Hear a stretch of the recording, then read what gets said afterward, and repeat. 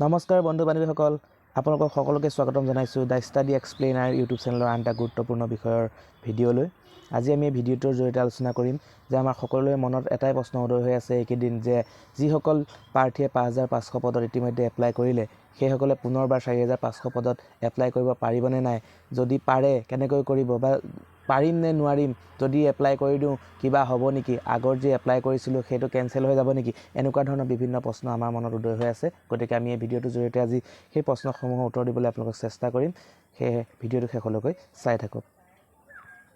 আমি যদি ইয়াত দেখিবলৈ পাওঁ যে আমাৰ যি ৫৫০০ পদ ইতিমধ্যে আমাৰ এপ্লাই হৈ গৈছে, সেইটো আমাৰ এপ্লাই ডেট আছিল ২/১/২০২৪ পৰা ২/২/২০২৪লৈকে, অৰ্থাৎ এইটো আগতীয়া এটা এডভাৰটাইজমেণ্ট পাব্লিছ হৈছিল। আৰু তাৰপিছত আপোনালোকে ২ নম্বৰৰ ছবিখনলৈ চালে লক্ষ্য কৰিব পাৰিব যে তাত ৪৫০০ পদৰ যিটো এপ্লাই ডেট আছে সেইটো হ'ল ১৫/২/২০২৫ পৰা ৩১/৩/২০২৫, অৰ্থাৎ যি DEE ৫৫০০ LPUP টিচাৰ পোষ্ট আছিল তাৰ এপ্লাই ডেটটো আমাৰ ২০২৪ চনৰ জানুৱাৰী মাহৰ ২ তাৰিখৰ পৰা ২০২৪ চনৰ ফেব্ৰুৱাৰী মাহৰ ২ তাৰিখলৈকে আছিল। আৰু যিটো DEE ৪৫০০ LPUP টিচাৰ পোষ্ট খালী হৈছিল তাৰ আবেদন প্ৰক্ৰিয়া আৰু এপ্লাই ডেট আছিল যে ১৫/২/২০২৫, অৰ্থাৎ ১৫ ফেব্ৰুৱাৰী ২০২৫ পৰা ৩১ মাৰ্চ ২০২৫।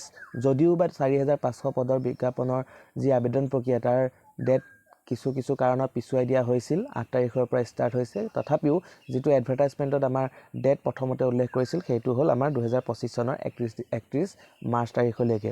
ইয়াত আমি চালে দেখিব পাম যে দুয়োটা এডভাৰটাইজমেণ্ট পৃথক, অৰ্থাৎ এটা ওলাইছে ২০২৩ চনত, এটা ওলাইছে ২০২৫ চনত। গতিকে যিহেতু দুয়োটা বিজ্ঞাপন বেলেগ আৰু ইয়াৰ আবেদন কৰা তাৰিখ বেলেগ, ক'তো উল্লেখ নাই যে বিজ্ঞাপন দুটাত যে যিকোনো এটাত বিজ্ঞাপনত আবেদন কৰা এজন প্ৰাৰ্থীয়ে আনটো বিজ্ঞাপনত আবেদন কৰিব নোৱাৰিব। আৰু বৰ্তমানেও যিহেতু ৫৫০০ পোষ্টৰ যি মেৰিট লিষ্ট এতিয়ালৈকে প্ৰকাশ কৰা নাই, গতিকে ইয়াৰ পৰা এটাই বুজিব পাৰি যে নিশ্চিতভাৱে যোগ্য প্ৰাৰ্থী এজনে দুয়োটা বিজ্ঞাপনত আবেদন কৰিব পাৰিব।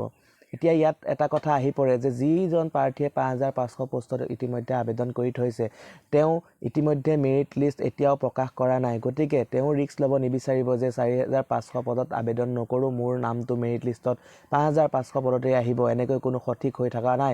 যদিহে মেৰিট লিষ্টখন প্ৰকাশ পালে হয় তেনেহ'লে তেওঁ যদি নামটো সেই মেৰিট লিষ্টত দেখা পালে হয় তেনেহ'লে সেইগৰাকী প্ৰাৰ্থীয়ে ৪৫০০ পদত আবেদন নকৰিলেহেঁতেন। কিন্তু বৰ্তমান দেখিবলৈ পোৱা গৈছে যিহেতু মেৰিট লিষ্ট বৰ্তমান আজিৰ পৰ্যন্ত পাব্লিছ হোৱা নাই, গতিকে কোনো এজন প্ৰাৰ্থীয়ে তেওঁৰ নিজৰ চাকৰিটো অৰ্থাৎ নিজৰ জীৱনটোক লৈ ৰিস্ক ল'ব নিবিচাৰিব।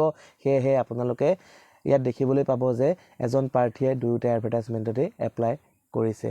আৰু এইটো আপোনালোক সকলোৱে কৰিব, যিকোনো এজন বুলি নহয়, কাৰণ কোনেও নিজৰ জীৱনটোৰ ভৱিষ্যতটোক লৈ কোনো ৰিস্ক ল'ব নিবিচাৰে। সেইকাৰণে যিহেতু দুয়োটা পৃথক এডভাৰটাইজমেণ্ট, মোৰ মতে এই দুয়োটা বিজ্ঞাপনত আপোনালোকৰ যিসকল যোগ্য প্ৰাৰ্থী আছে তেওঁলোকে দুয়োটা এডভাৰটাইজমেণ্টতে এপ্লাই কৰিব পাৰিব। বন্ধু বান্ধৱীসকল, ভাবোঁ এই ভিডিঅ'টোৰ জৰিয়তে আপোনালোকৰ সেই মনত উদয় হৈ থকা প্ৰশ্নটোৰ ক্লিয়াৰ হৈছে।